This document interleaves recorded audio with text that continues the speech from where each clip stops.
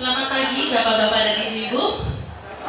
Ya, sedikit kalau tidak kenal maka tidak sayang. Sebenarnya saya bukan pakar, saya juga masih sekolah. Saat ini saya menempuh S3 Gizi di Universitas Hasanuddin Makassar. Jadi masih belajar juga. Gitu. Hanya di sini saya hanya ingin sedikit sharing mengenai rahasia awet muda. Menunda usia biologis sama dengan awet muda. Jadi seperti kita ketahui, umur yang mati mulai bahkan dari jodoh ya, hidup dan mati itu semuanya ada di tangan Tuhan. Tetapi kalau secara sisi medis ya, kita bisa membicarakan itu bahwa usia seseorang itu ada yang namanya usia kronologis yang ditentukan berdasarkan perhitungan kalender. Yang mau tidak mau, suka tidak suka, kita pasti akan menghadapi penambahan usia.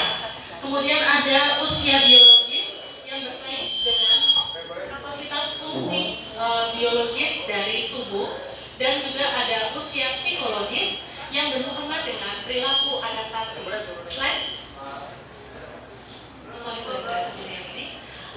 Ketuaan itu atau aging itu perlahan tetapi pasti akan dihadapi oleh kita semua. Dan proses penuaan ini terjadi perubahan mulai dari perubahan yang sangat sensitif ya, adalah perubahan biokimiawi. Lama-lama ya, jadi kalau bapak-bapak dan ibu misalnya melakukan check up, walaupun tidak ada keluhan, tetapi dari hasil pemeriksaan check up itu ada suatu kelainan ya. Jika tidak diatasi maka lambat laun akan terjadi perubahan fungsi, apakah fungsi anatomis maupun fungsi anatomis, jadi lama-lama kok tangan saya tidak bisa bergerak dan sebagainya. Kemudian ini terjadinya secara progresif, artinya perlahan-lahan tetapi pasti ya. Dan bila berlanjut tidak diatasi tentunya akan terjadi kegagalan fungsi organ atau fungsi sistem dalam tubuh kita. Ya, bagaimana menunda usia biologis? Ini ada sedikit ya batasan lansia. Sebenarnya saya tidak fokus ke dalam lansia, cuman kadang-kadang kita juga ambigu ya. Kapan ya saya itu disebut tua gitu ya? Ada kriteria dari WHO dan kriteria dari Depkes yang mengklasifikasikan lansia seperti berikut ini. Kalau kita lihat sebenarnya hampir sama. Kalau dari WHO mulainya usia 60. Kemudian untuk kriterianya Depkes mulainya juga lanjut dini atau senescence 60 sampai 64 tahun. Akan tetapi dari Depkes menyatakan bahwa lansia mulai berisiko tinggi untuk menderita berbagai macam penyakit degeneratif adalah di atas usia 65 tahun. Kemudian terjadi bukti-bukti bahwa pada usia lanjut terjadi penurunan kemampuan fisik karena pertambahan usia ya. Kita lihat yang semuanya semakin menurun. Hanya sedikit dari lansia ini yang mengalami peningkatan namun juga mengalami penurunan adalah fungsi intelektual atau kapasitas fungsi psikologis. Ya, daya tahan, kekuatan, kelenturan, kecepatan dan sebagainya menurun mulai kalau diperhatikan dari grafik ini mulai usia 40 tahun. Ya. Kondisi tubuh pada usia tua adalah terjadi penurunan fungsi organ. Kemudian dari sistem saluran cerna juga terjadi penurunan enzim, sekresi enzim dan sebagainya yang mengakibatkan gangguan penyerapan zat-zat gizi. Kemudian usia lanjut juga diiringi sejalan biasanya dengan kurangnya aktivitas fisik. Seiring sejalan inilah beberapa penyakit degeneratif yang sering terjadi ya.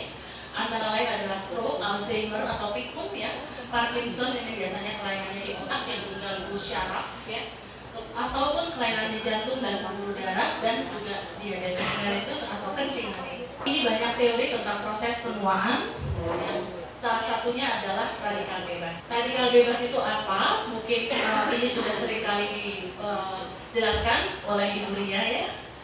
Adalah molekul yang kehilangan elektron ya, sehingga dia menjadi sangat tidak stabil dan dia akan mencari pasangannya. Ya, kalau labil itu biasanya dia jomblo ya, pengen cari pasangannya supaya menjadi stabil ya. Jadi radikal bebas ini mempunyai satu atau lebih elektron yang tidak berpasangan, sangat reaktif, merusak sel yang sehat. Ya, diantaranya adalah superoksid, radikal hidroksil, hidrogen peroksida, dan lain-lain sebagainya. Radikal bebas ini penyebabnya adalah dari endogen atau dari dalam tubuh kita sendiri. Hasil metabolisme itu juga menghasilkan produk-produk radikal bebas. Juga dari sumber yang dari luar, yaitu terpapar polusi, makanan, ya, itu termasuk juga sumber radikal bebas. Jadi banyak sekali, ya. Bahkan kalau ibu-ibu dan bapak perhatikan di sini, obat-obatan itu juga tidak baik apabila diminum tidak tepat atau tidak sesuai dengan takaran atau tidak semestinya diminum. Kenapa diminum, ya? Merokok, ya, polusi udara atau polutan juga sering. Dampaknya, ya, adalah kerusakan sel. Seperti kita ketahui bersama, sel adalah unit terkecil dari tubuh kita, dan itulah yang diserang sehingga timbul penyakit degeneratif. Kemudian efek berbahaya dari radikal bebas ini dapat dicegah dengan memberikan zat-zat yang dapat mendonorkan elektron kepada radikal bebas sehingga molekul radikal bebas itu menjadi stabil. Zat donor inilah yang disebut dengan antioksidan. Dalam keadaan normal, ya, radikal bebas dan antioksidan sebaiknya memang dalam keadaan yang seimbang. Jika tidak seimbang, maka akan timbul gangguan. Antioksidan ini adalah zat yang dapat meredam timbulnya radikal bebas. Ada radikal endogen yang dibentuk oleh tubuh sendiri. Ya, jadi Tuhan atau Allah menciptakan manusia memang menjadi makhluk yang sempurna. Kita menghasilkan metabolit, ya, tetapi kita juga menghasilkan penangkalnya dari dalam tubuh sendiri. Juga dari eksogen, ya, diperoleh dari luar tubuh. Biasanya kita peroleh dari makanan, konsumsi makanan sehari-hari. Kemudian dapatkah ini semua penyakit degeneratif ini dicegah? Ya, berdasarkan usia kronologis itu akan berjalan terus, ya. Usia kita dari lahir sampai dengan Allah menentukan kapan waktunya menghadap itu akan berjalan, tetapi umur biologis kita dapat dicegah, ya. Antara lain dengan mengendalikan faktor risiko, melakukan aktivitas fisik yang teratur, dan mengkonsumsi pola makan yang sehat dan seimbang. Ini dari beberapa literatur saya dapat simpulkan bahwa dengan aktivitas fisik yang sebentar, ya, 30 menit, ya, dapat membantu jantung, paru, otot, dan sirkulasi untuk tetap sehat. Kemudian juga aktivitas yang naik tangga, ya, itu aktivitas fisiknya juga 30 menit, ya, membantu kerja otot tubuh, menahan beban, menjaga tulang tetap kuat. Nah, ini yang harus selalu dilakukan. Jadi saya juga punya pasien di Surabaya, rumahnya dipasang belum lama ini, ya, dipasang lift, ya. Ya, memang karena salah satunya menderita sakit yang harus dimasang lift, tapi sebenarnya naik turun tangga di rumah itu juga sangat baik untuk lansia. Itu juga termasuk kategori aktivitas fisik. Bahkan menyapu, mengepel, ya, rutinitas ini juga dapat membantu mengurangi terjadinya risiko penyakit degeneratif.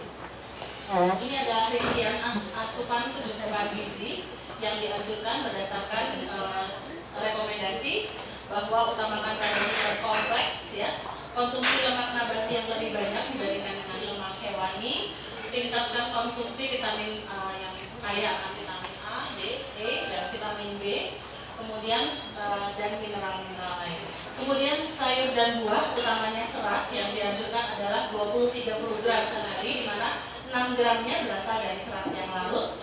Kita ketahui kalau di kedokteran itu serat itu dibagi dua, ada yang serat larut dan serat yang tidak larut. Yang serat larut ini biasanya bisa membantu menurunkan kadar kolesterol, sementara yang tidak larut itu dapat membantu membentuk volume fesas atau tinja, sehingga buang air besarnya untuk menjadi lebih lancar. Kemudian tidak kalah penting adalah konsumsi cairan. Berdasarkan pedoman umum gizi seimbang yang terbaru, ya, yang sudah direvisi, bahwa untuk dewasa minimal adalah konsumsi air sebanyak 8 gelas sehari, atau untuk anak-anak adalah 6 gelas sehari. Kenapa itu penting? Manusia bisa bertahan hidup tanpa makanan. Jadi kalau saya mendengar atau nonton televisi ada demo-demo ya yang dia mogok makan, saya diam aja, no response, karena nggak apa-apa, belum terjadi gangguan. Tapi kalau kita tidak minum aja dalam sehari, nah itu akan timbul gangguan. Kenapa? Karena total body water, keseluruhan dari tubuh kita sebagian besar terdiri dari air, 60%. Sekilas saya tidak sama sekali jualan, saya hanya mengkaitkan apa yang saya ketahui dari konsumsi air jam dan isinya. Saya pelajari betul ini ibu-ibu dan saya kaitkan dengan ilmu kedokterannya. Jam ini adalah air reverse osmosis, molekulnya kalau tidak salah saya baca 166 sangat kecil, kayak oksigen, kemudian dia diperkaya dengan mineral dan elektron, yang dimana ini adalah keutamaannya, yang elektron ini akan menghasilkan ion negatif yang mampu meredam radikal bebas, sehingga menyebabkan regenerasi sel atau turnover dari sel itu menjadi optimal, sehingga dapat disimpulkan bahwa ya, karena dia ukurannya sangat kecil ya, dia dapat meningkatkan daya serap terhadap zat-zat gizi, meningkatkan kemampuan sel untuk memperbaiki diri karena dia mengandung elektron tadi ya, kemudian meningkatkan kemampuan sel untuk menetralisir dan membuang toksin.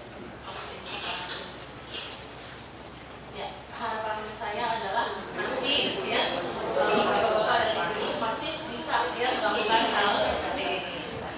Mungkin sekian presentasi dari saya, karena mungkin nanti akan dilanjutkan dengan pembicara yang lain dan ada sesi tanya jawab juga. Kiranya sekian, terima kasih atas perhatian. Ya, diterangkan dulu Ibu Dokter.